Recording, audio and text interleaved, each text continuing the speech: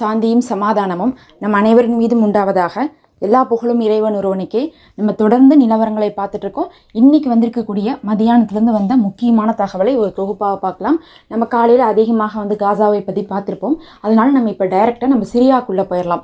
சிரியாவுடைய விவகாரம் இப்போ எந்த அளவுக்கு போயிட்டுருக்குன்னு பார்க்கும்போது அங்கே வெளியே சண்டை போட முடியாத எல்லா சண்டையும் பகையும் என்ன பண்ணிக்கிறாங்க, சிரியாவில் கொண்டு காமிச்சிடுறாங்க.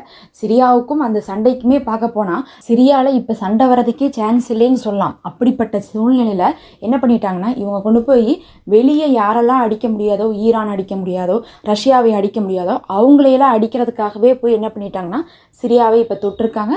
சிரியா ரொம்ப நிலைமை நாளுக்கு நாள் மோசமாயிட்டு இருக்கு. அங்கே நூற்றுக்கணக்கான மக்கள் இறந்துக்கிட்டே இருக்கிறாங்க. அதுலேயும் இன்னைக்கு இட்லி பதிலாம் பார்த்தீங்கன்னா பல பகுதிகளில் முன்னேறி வந்துட்டாங்க. அங்கே 3 ஃபோர்ஸ் இருக்குன்னு நம்ம ஆரம்பத்துலேருந்தே சொல்கிறோம். ஒன்று பார்த்தீங்கன்னா அங்கே இருக்கக்கூடிய அவங்களுடைய சிரியாவுடைய அஃபீஷியலான ஃபோர்ஸு, அதாவது அவங்களுடைய கவர்மெண்ட்டே. அதுக்கப்புறம் அப்படியே ஆப்போசிட்டில் யார் இருக்காங்கன்னு பார்த்தா துருக்கியுடைய பேக்கப் ஃபோர்ஸு, இன்னொருத்தவங்க பார்த்தா குர்தீஸு. இவங்க 3 பேர் தான் முக்கியமாக இருந்துட்டு இருக்காங்க. அதில் இந்த அஃபீஷியலான கவர்மெண்ட் ஃபோர்ஸ் கூட தான் யாரெல்லாம் சேர்ந்துக்கிட்டாங்கன்னா ரஷ்யா சேர்ந்துக்கிட்டாங்க, ஈராக் சேர்ந்துக்கிட்டாங்க, ஈரான் சேர்ந்துக்கிட்டாங்க. அவங்கெல்லாம் என்ன பண்ணுறாங்கன்னா சிரியாவுக்கு ஹெல்ப் பண்ணிட்டு இருக்காங்க.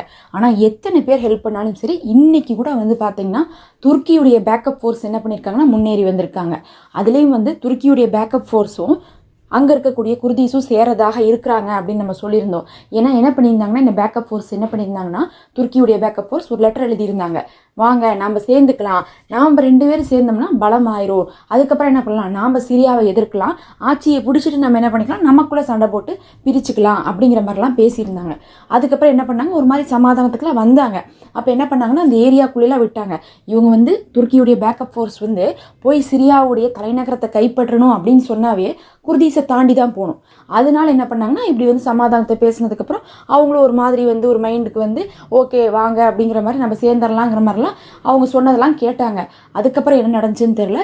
குர்தீஸில் இருக்கக்கூடிய ஒரு 10 பேர் இறக்குறதுக்கு காரணமாக துருக்கியுடைய பேக்கப் ஃபோர்ஸ் இருந்திருக்காங்கன்னு சொல்லிட்டு ஒரு குற்றச்சாட்டு அதுக்கப்புறம் அவங்களுக்குள்ளேயே மறுபடியும் சண்டை ஆகிக்கிச்சு. நீங்கள் சொன்னீங்க நம்ம சேரலான்னு வந்தால் நீங்கள் எங்கள் ஆட்களையே என்ன பண்ணியிருக்கீங்க, அடிச்சிருக்கீங்களான்னு சொல்லிட்டு மறுபடியும் குர்தீஸும் துருக்கியுடைய பேக்கப் ஃபோர்ஸும் பிரிஞ்சு தான் நிற்கிறாங்க. இன்றைக்கி என்ன பண்ணியிருக்காங்கன்னா குர்தீஸ் துருக்கியுடைய பேக்கப் ஃபோர்ஸை தாக்கியிருக்காங்க அப்படிங்கக்கூடிய தகவல் வருது. அதாவது அவங்களுக்குள்ளே எதிரிகளே 2 பேரும் அடிச்சுக்கிறாங்க. அது ஒரு விதத்தில் பார்த்தா சிரியாவுக்கு நல்லதாக தான் போயிடும். அந்த மாதிரி இப்போ தாக்குதல் நடந்ததாகவும் தகவல் வருது. 10ஆவதுக்கு என்ன பண்ணிட்டாங்கன்னா குர்தீஸுடைய தலைவர் இறந்துட்டாங்க அப்படிங்கிற மாதிரியான தகவல் நேற்று ரொம்ப வைரலாக வந்துட்டு இருந்துச்சு. அப்புறம் கடைசியில் பார்த்தா அது ஒரு போலி தகவல்னு சொல்லி தெரிஞ்சிருந்துச்சு. அப்படிலாம் எதுவும் ஒரு பெரிய தலையெல்லாம் யாருமே எலிமினேட் ஆகலை. எதிரி படைகள்லாம் கொஞ்சம் சேஃபாகவே இருக்காங்க. பார்க்க போனால் ஈரான் தரப்பில் சிரியா தரப்பில் தான் இழப்புகள் இருந்திருக்குது. இவங்க தரப்பில் ஆப்போசிட் பக்கம் எந்த ஒரு இழப்புகளும் இல்லை. அவங்க நல்ல பிளானை பண்ணிட்டு வந்துட்டாங்க. பல பகுதிகள் முன்னேறிட்டு இருக்காங்க. நேற்று பார்த்ததுக்கு இன்னைக்கு பார்த்தா மறுபடியும் முன்னேறி தான் வந்திருக்காங்க. இடத்த பிடிச்சிக்கிட்டே இருக்கிறாங்க. அப்படியே ஒரு மேலேருந்து ஒரு கார்னர் ஆரம்பிச்சாங்கன்னா கீழே பார்த்தீங்கன்னா தலைநகரம் இருக்குன்னு வச்சுக்கலாம். அப்போ மேப்லேருந்து மேலேருந்து ஒவ்வொரு கிராமமாக ஒவ்வொரு ஏரியாவாக அப்படியே பிடிச்சிக்கிட்டே வராங்க. இன்னும் ஒரு 2 பகுதி தான் இருக்குது. அதை முடிச்சிட்டாங்கன்னா அவங்க தலைநகரத்தை பிடிச்சிருவாங்க. தலைநகரத்தை பிடிச்சாங்கன்னா என்ன பண்ணுவாங்க, அங்கே இருக்கக்கூடிய ஆசாத் அவர்களை என்ன பண்ணுவாங்க, அவங்கள ஏதாவது பண்ணிவிட்டு அவங்கள நீக்கிட்டு இவங்க இந்த இடத்துல என்ன பண்ணுவாங்க, ஆட்சி அமைப்பாங்க. அதுதான் ஃபைனலாக நடக்கிறது. அதுக்காக தான் என்ன பண்ணுறாங்க, அவங்க அங்கேருந்து ஆட்சியை பிடிச்சிட்டே வராங்க.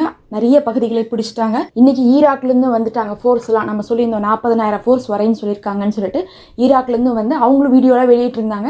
நாங்கள் என்ன பண்ண போகிறோம், போய் எதிரிகளை தாக்க போகிறோம்னு சொல்லிட்டு அவங்க ஒரு விதமான வீடியோக்களை வெளியிட்டிருந்தாங்க.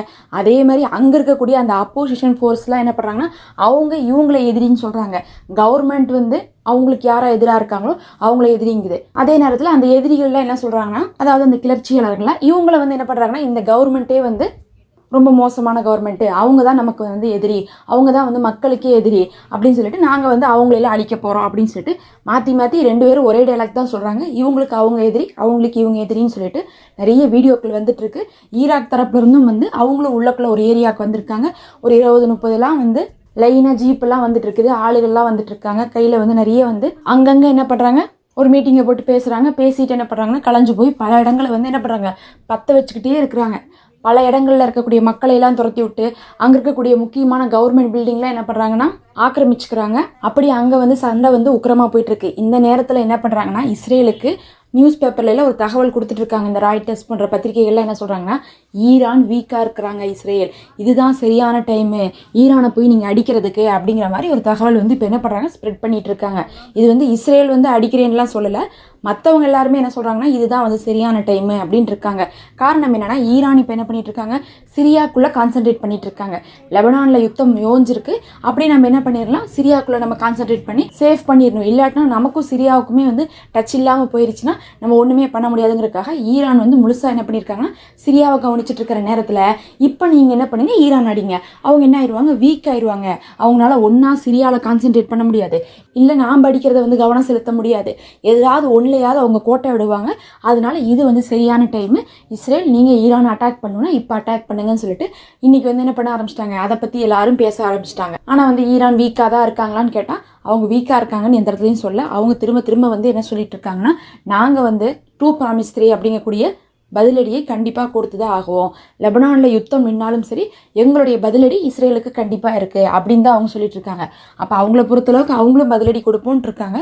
இதில் இஸ்ரேலும் வந்து என்ன பண்ணிட்டு இருக்காங்க, நாங்கள் வந்து மறுபடியும் ஈரானை தாக்குவோன்னு தான் வந்து என்ன பண்ணியிருந்தாங்கன்னா இஸ்ரேல் வந்து கடைசியாக சொல்லியிருந்தாங்க. இதுக்கு நடுவில் இப்போ பத்திரிகையாளர்கள்லாம் வந்து நியூஸை வந்து ஹைலைட் பண்ணி அவங்க கொஞ்சம் வீக்காக இருக்காங்க, இந்த நேரத்தில் பார்த்து அடிச்சு விட்ருங்க அப்படிங்கிற மாதிரி வந்து கிளப்பி விட்டுட்டு இருக்காங்க. மறுபக்கம் லெபனானில் இருக்கக்கூடிய போராளி குழு என்ன பண்ணுறாங்கன்னு பார்த்தா, அவங்க இப்போ வந்து தீவிரமாக ஆயுதங்களை வந்து தயாரிக்கக்கூடிய பணியில் ஈடுபட்டிருக்காங்க. அங்கே இருக்கக்கூடிய ஆட்களை எல்லாம் வேலைக்கு எடுத்துட்டு இருக்காங்க. அதாவது வந்து படைகளில் வந்து ஆட்கள் கம்மியாக இருக்குன்னு சொல்லிட்டு வேலைக்கு எடுத்துட்டு இருக்காங்கன்னு சொல்லிட்டு இந்த 2 தகவலையுமே வந்து ஊடகங்களில் வருது. அது எந்த அளவுக்கு உண்மையாக இருக்குன்னு நம்ம சொல்ல முடியாது. பொதுவாகவே ஒரு போர் நிறுத்தம் வந்தால் அவங்க என்ன பண்ணுவாங்க, பயிற்சி எடுப்பாங்க, அதுக்கப்புறம் வந்து வெப்பன்ஸ்லாம் தயார் பண்ணுவாங்க. அந்த மாதிரி வந்து அதிகப்படியான தயாரிப்புகளை தான் செய்வாங்க. ஏன்னா 2 மாதத்தில் நெத்தனியாக சொல்லிட்டாரு, கண்டிப்பாக லெபனானில் சண்டை இருக்குது, 2 மாதத்தில் நாங்கள் ஆரம்பிச்சிருவோம்னு சொல்லிட்டு தான் நேற்று நைட்டு கூட வந்து அறிவிச்சிருந்தாரு. அப்படிங்கும்போது வந்து கண்டிப்பாக அங்கே சண்டை ஆரம்பிக்க போதுங்கிறனால அவங்க அந்த 2 மாதம் டைம் என்ன பண்ணுறாங்க, யூஸ் பண்ணிட்டு தான் இருக்கிறாங்க. இதுக்கு நடுவுலையும் லெபனானில் அங்கங்கே தாக்குதல் நடந்துட்டு இருக்கு. எதுக்காக தாக்குதல் நடக்குதுன்னு கேட்டால், அங்கே வந்து வெப்பன் மூவ்மெண்ட்ஸ்லாம் இருந்துச்சு அப்படின்னு சொல்லிட்டு இஸ்ரேல் வந்து காரணத்தை சொல்லிட்டு இருக்காங்க. இப்படியே இவங்க பண்ணியே மறுபடியும் வந்து நின்று போரை வந்து ஆரம்பிச்சு விட்ருவாங்களா அப்படிங்கிற அளவுக்கு ஆய்வாளர்களுக்கெல்லாம் சந்தேகம் இருக்குது. ஆனாலும் இந்த 2 மாதத்தை எப்படி இருந்தாலும் லெபனானுடைய போராளி குழு வந்து யூஸ் பண்ணிப்பாங்க. ஏன்னா ஃபஸ்ட்டு தடவை அட்டாக் பண்ணும்போது பெரிய பேஜர் அட்டாக் பண்ணிட்டு அதுலேருந்து மீண்டு கூட வர விடாமல் என்ன பண்ணிட்டாங்க, இவங்க வந்து உள்ளே நுழைஞ்சிட்டாங்க. அது வந்து ரொம்பவே ஒரு அதிர்ச்சியான ஒரு வைத்தியமாக போச்சு. 4000 பேர் கிட்டத்தட்டலாம் வந்து பார்த்திங்கன்னா படுகாயம் அடைந்திருக்காங்க. அப்படிங்கும்போது அது வந்து ஒரு பெரும் பாதிப்பு தான் லெபனானுக்கு. ஆனாலும் வந்து தொடர்ந்து வந்து வீரத்தோடு அவங்க வந்து போராடினாங்க. ஆனால் இந்த டைம் வந்து கிடச்சிருக்கும் போது அவங்க என்ன பண்ணுவாங்கன்னா, யுத்தத்தை இவங்க தரப்புலேருந்து ஆரம்பிக்காமல் முடிஞ்ச அளவுக்கு வந்து இந்த யுத்த காலத்தை பயன்படுத்தி அவர்களை வந்து தயாரித்து கொள்வாங்க. முக்கியமாக ஆயுத பணிகள் தான் நடந்துட்டு இருக்குது அப்படிங்கக்கூடிய தகவல் வருது. இதுக்கு நடுவில் வந்து லெபனான்லேருந்து சிரியாவுக்கு போய் சண்டை போடுவாங்களா அப்படிங்கக்கூடிய ஒரு விஷயம் வந்து பேச்சு அடிபட்டுட்டே இருந்துச்சு. ஆனால் இப்போதைக்கு தெரியறது என்னன்னா, கண்டிப்பாக லெபனான்லேயே இன்னொரு தடவை சண்டை வரப்போகுது. 2 மாதம்னு சொல்லியிருக்காங்க. அதுக்கு முன்னாடி எப்போ வேணால் இஸ்ரேல் ஆரம்பிக்கும் அப்படிங்கக்கூடிய நிலை இருக்கிறனால கண்டிப்பாக லெபனான்லேருந்து சிரியாவுக்கு போய் சண்டை போடுறதுக்கான வாய்ப்புகள் ரொம்ப குறைவு. அதெல்லாம் வந்து ரொம்ப ரேரு. அதனால் வந்து லெபனான் தனியாக ப்ரிப்பேர் ஆகி அங்கே சண்டை போட்டுட்டு இருப்பாங்க. அது இல்லாமல் காசா தனியாக சண்டை போட்டுட்டு இருப்பாங்க. ஈரானில் என்ன பண்ண போகிறாங்க அப்படிங்கிறதா நமக்கு தெரியாமல் இருக்குது. ஏன்னா இப்போ இஸ்ரேல் ஆரம்பித்தா அவங்களும் ஆரம்பிச்சிருவாங்க. ஆரம்பித்தாவே வந்து இனி யுத்தமாக ஆரம்பிக்கும், வெறும் ஒரு அடியாக இருக்காது. அதனால் ஈரானில் வந்து ஆரம்பிச்சு விட்டா தான் வந்து அந்த விஷயம் ஆரம்பிக்கும். அப்படி இல்லாட்டினா வந்து சிரியாவுடைய யுத்தம் மட்டும் வந்து என்ன ஆகிட்டு இருக்கும், ஒரு பக்கம் போயிட்டு இருக்கும். இந்த ஒரு 2 மாதம் வந்து பார்த்தா சிரியா தான் அதிகமாக வந்து குறிவைக்கப்பட்டு இருக்கு. அதில் இன்னைக்கு ரொம்ப மேலதிகமான செய்தி என்னன்னு பார்த்தா, ரஷ்யாவும் சமாளித்து பார்த்தாங்க. ரஷ்யாவுடைய ஆயுத குடோன்கள்லாம் வந்து சிரியாவில் வந்து கைப்பற்றிட்டனால கோவத்தில் இன்னைக்கு வந்து ரஷ்யா என்ன பண்ணியிருக்காங்க, அவங்களுடைய போர்க்கப்பல்லிருந்து தாக்கியிருக்காங்க. அந்த ஆப்போசிஷன் ஃபோர்ஸ்லாம் முன்னேறி வந்திருப்பாங்கல்ல, அந்த கடலோர ஏரியா, அந்த ஏரியாவுக்கு வந்து தாக்கியிருக்காங்க.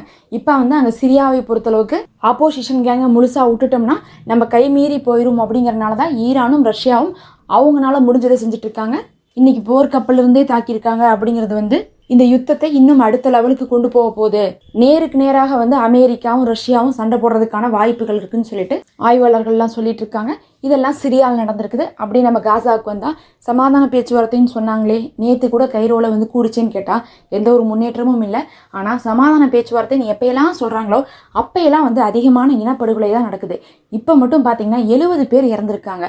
இவங்க சமாதான பேச்சுவார்த்தைன்னு ஆரம்பிச்சிட்டாவே போதும், என்ன நினைக்கிறாங்கன்னே தெரியாது. சமாதானம் வந்துடும், அதுக்கு அதுக்குள்ள நம்ம இவங்களெல்லாம் அழிச்சிடலாம்னு நினைக்கிறாங்களான்னு தெரியல. மற்ற நாள்ல இல்லாத அளவுக்கான அழிப்புகள் வந்து நடந்திருக்குது. நம்ம காலையிலேயே சொல்லியிருப்போம், வடக்குல மட்டும் சண்டை நடந்துட்டு இருந்துச்சு அதிகமாக, இப்ப தெற்குலையும் வந்து என்ன ஆயிடுச்சு, தாக்க ஆரம்பிச்சிட்டாங்கன்னு நம்ம சொல்லியிருந்தோமே.